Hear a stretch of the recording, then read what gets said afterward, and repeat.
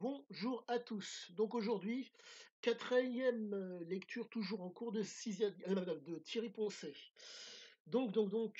Aujourd'hui, je voudrais vous parler d'un phénomène qui, je pense, va parler à certains d'entre vous, en tout ou en rien. Ce phénomène donc qui est symptomatique pour, si je puis dire, Ziké, que j'étudie, fait que il faut, comment dire, ne pas se formaliser pour ma part, j'essaie de ne pas me formaliser malgré mes nombreuses relectures, pour avoir une vision, si je puis dire, d'ensemble de l'homme et ne pas rater le détail qui va me permettre de le comprendre. Je tenais à saluer une personne qui prétendument aurait vécu une aventure avec Ziké et qui m'expliquait qui m'a jugé comme étant quelqu'un qui était, peut-être bête à ses enfin, c'est le mot qui m'a le plus marqué entre autres, peut-être bête, peut-être un devin, peut-être, voilà, ou un psychologue, mais qu'importe. Au-delà de ça, je vous remercie monsieur ou madame, quoique monsieur plutôt, mais qu'importe.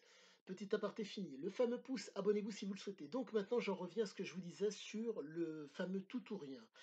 Notre, Ziké avait cette particularité, si je puis dire, d'être en mesure de, en partant de quasiment rien, de faire énormément de choses. Là, ce qui m'intéresse, c'est, si je puis dire, le comportement de l'homme dans ses aventures. Je constate une chose qui est répétitive, que ce soit dans la période, si je puis dire, de son enfance, dont il parle dans de nombreux ouvrages, ainsi que dans la période d'adulte. Donc, pour reprendre les propos du père, on ne devient un homme que lorsque l'on a enculé sodomisé un curé et un flic. Petit aparté pour donner des éléments de compréhension de la sphère familiale. La mère grecque avec donc cette capacité, avec ses neurones analogiques extrêmement puissants qui lui permettaient donc de comprendre nombre de biais cognitifs, une impression de capacités surnaturelles qui sont absolument pas surnaturelles, qui sont le fait de, comment dire? Que de par le fait que, elle voit les choses et elle les assimile, comment dire? Elle les intègre, sans pour autant les comment dire? Sans pour autant l'expliquer. Ce qui fait que, ça donne quelque chose de qui a l'air d'être surnaturel, mais qui est absolument normal et qui est commun à nombre de gens qui sont en mesure, si je puis dire, heu d'appliquer les choses ou pas. Pour faire simple, je vous ai parlé à de nombreuses reprises du gène de vulnérabilité de Zika, qui est, que je pense qui était, bon, qui a fait peut-être le fait du père et de la mère, mais je n'arrive pas à déterminer. Mais compte tenu des comportements du père et de la mère, la question est de savoir n'avaient-ils pas tous les 2 ce fameux gène? Car d'un côté, vous avez cette mère extrêmement intuitive et qui fait que son gamin devient intuitif et de l'autre, cette force,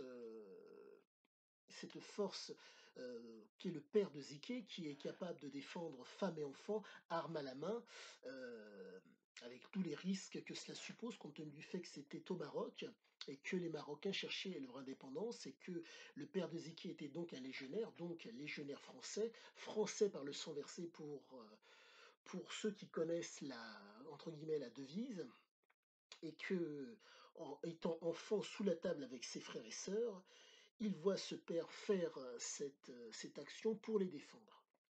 Petit topo que je vous donne pour pouvoir vous mettre dans le bain de ma compréhension, si je puis dire, du moment. Et donc, chose que je perçois, si je puis dire, c'est que vous avez donc le fameux comportement et la fameuse substance.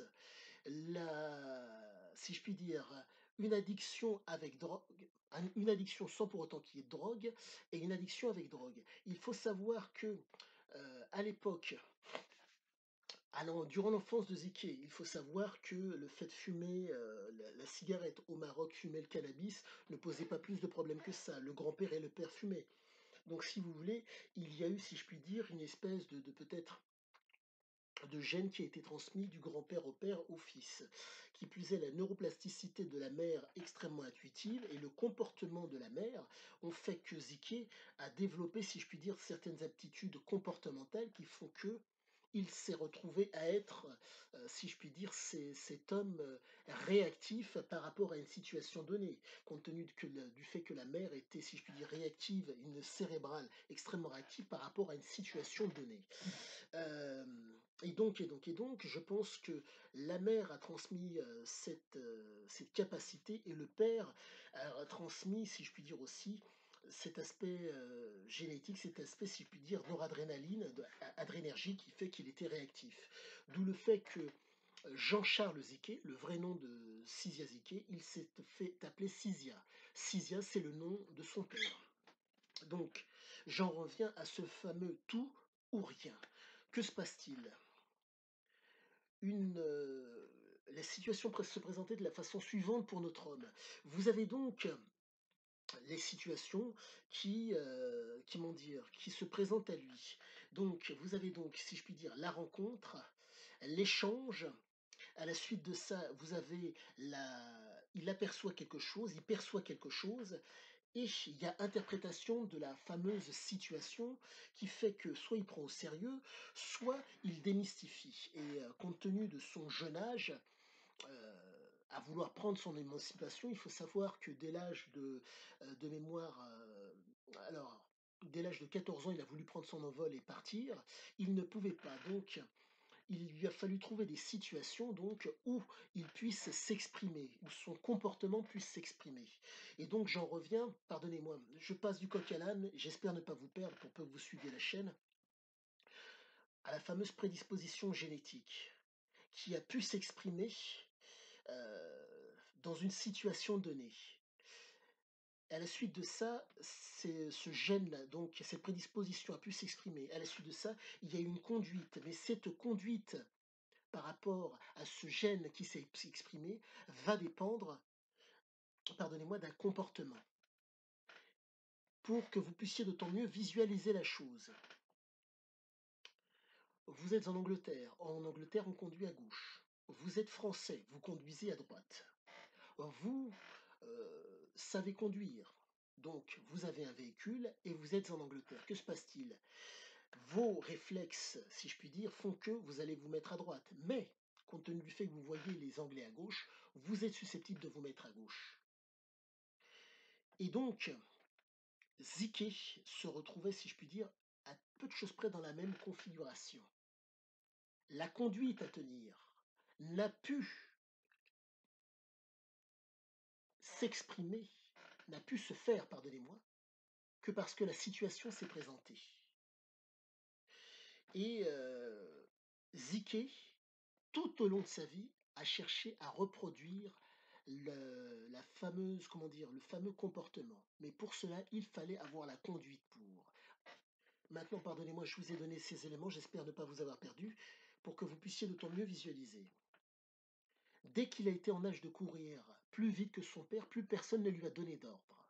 Résultat, il est devenu plus ou moins chef de bande. Avec son faciès de jeune, la seule chose auquel il avait accès en étant en France, c'était la marge, la nuit. Débalancement entre le cortisol, pardonnez-moi, débalancement du cortisol au cours de son adolescence. Pourquoi? Car il vivait la nuit. Le fait de vivre la nuit fait que le cortisol, qui normalement est censé monter, entre guillemets, et produit plus ou moins durant la nuit, doit baisser au cours de la journée. Mais la problématique, c'est que comme il vivait la nuit, le cortisol, entre guillemets, a été pénalisant. Donc, en journée, il dormait, donc si vous voulez, ou parfois il était en activité, ce qui fait qu'il a fait un espèce de débalancement sans s'en rendre compte. Pour résumer la chose, nous vivons la journée et nous dormons la nuit. Étant jeune, il a pris cette habitude de faire, entre guillemets, ses 400 coups la nuit et parfois aussi la journée, quand la situation était propice pour avoir la conduite mentale ou pour avoir le comportement qu'il désirait. Et donc, s'est présenté à un moment donné la fameuse substance. Dans le cas de Zeki, le père fumait. La question est de savoir fumait-il devant ses enfants ou pas. Ça, je ne sais pas. Mais quoi qu'il en soit, le comportement et la substance se sont présentés. Ce qui fait qu'il y a eu un entretien. Pour pouvoir faire en sorte qu'une prédisposition puisse s'exprimer, il faut l'entretenir. Quand vous avez un père qui fume, ne serait-ce même que la cigarette, le débalancement ou l'afflux, pardonnez-moi, l'afflux de dopamine, il le génère devant vous. Mais maintenant, il vous faut une situation où vous allez pouvoir vous exprimer. Ziké, en sortant du cadre familial, a cherché cette situation pour pouvoir s'exprimer, pour avoir la conduite, en trouvant la situation qu'il désirait pour pouvoir se réaliser. Et c'est ce qu'il a fait tout au long de sa vie. Donc nous nous retrouvons avec un homme qui, hem, si je puis dire, à force d'habitude, a pu entre guillemets si je puis dire, se trouver.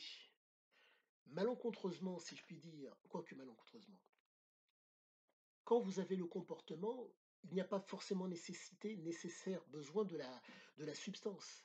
Mais le problème est le suivant, c'est que là, nous sommes face à un jeune homme qui est, si je puis dire, addict à l'adrénaline. Et il lui faut constamment cette source d'adrénaline pour pouvoir vivre. Donc, entretenir ce comportement. Comment fait-on? La situation et la substance permettent d'entretenir de façon régulière le réseau, si je puis dire, neuronal pour que ça puisse perdurer. Donc maintenant, je vais vous parler de l'aspect cérébral, ma compréhension du moment. Vous avez donc le thalamus de ce jeune homme, pardonnez-moi. Il reçoit donc des informations par les sens. Ça passe par le cerveau et par le thalamus. Le thalamus traite les informations nerveusement pour donc les passer, pour les transmettre, pardonnez-moi, au niveau de l'amygdale et qui est le réceptacle des émotions, agressivité et j'en passe, et au niveau de l'hippocampe qui est la mémoire. Et à la suite de ça, hormonalement, il y a génération soit d'adrénaline, soit de cortisol. L'adrénaline, réactivité, agressivité, réactivité qui fait que sur le moment, cortisol qui fait que il y a une gestion de ce stress sur une durée d'autant plus longue et qui permet d'être d'autant plus vigilant. Et pour reprendre la phrase symptomatique de Ziké dans nombre de ses ouvrages, relaxer mais pas relâcher. Et c'est symptomatique de l'homme par rapport aux aventures qu'il vivait. Autre chose importante à savoir, compte tenu du fait qu'il a fait le choix d'être à la marge, donc d'être un exploiteur et un homme qui profite de la situation qu'il est allé chercher. Il fallait à tout prix être relâché, mais pas, pardonnez-moi, relaxé, mais pas relâché, pour pouvoir saisir l'opportunité. Et donc cet homme, si je puis dire, au niveau de ce qu'on appelle le système limbique, sous-limbique, donc tout ce qui est thalamus, pardonnez-moi, amygdale, hippocampe, et, pardonnez-moi, le thalamus c'est au-dessus, pardonnez-moi, je reprends. Le système limbique, qui donc comprend l'amygdale, l'hippocampe et l'hypothalamus. Donc, vous êtes face à un homme qui a besoin de stimuler ce système pour être constamment, si je puis dire, dans la vigilance. Et ce système fait que, malencontreusement, ce, comment dire, le long terme ne se peut pas. Pour faire simple, l'opportunité se présente.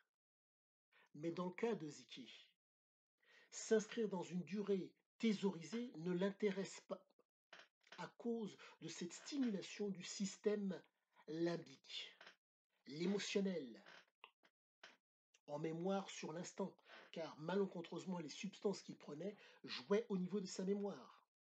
Ce qui fait que, compte tenu que c'est un homme qui ne thésaurise pas, je pense entre autres à cause de sa mauvaise mémoire, il donne sa pleine mesure dans la situation. Et je pense ne pas trop me tromper par rapport à mes propos. Donc, pardonnez-moi si la vidéo est un tant soit peu brouillonne, mais je suis dans les écrits et je suis porté par toutes les informations que je glane à côté pour essayer de vous donner une explication qualitative et de faire un texte, si possible, extrêmement qualitatif et extrêmement pointu. Je vous mettrai donc en description une vidéo de monsieur Jean-Luc Vénis, qui est donc un clinicien, donc un homme qui pratique les gens qui sont addicts et qui m'a donné des éléments de compréhension de Cisiazike. En espérant que mes propos vous aient plu, je vous dis à bientôt et n'oubliez pas le fameux pouce et abonnez-vous si vous le souhaitez. À bientôt!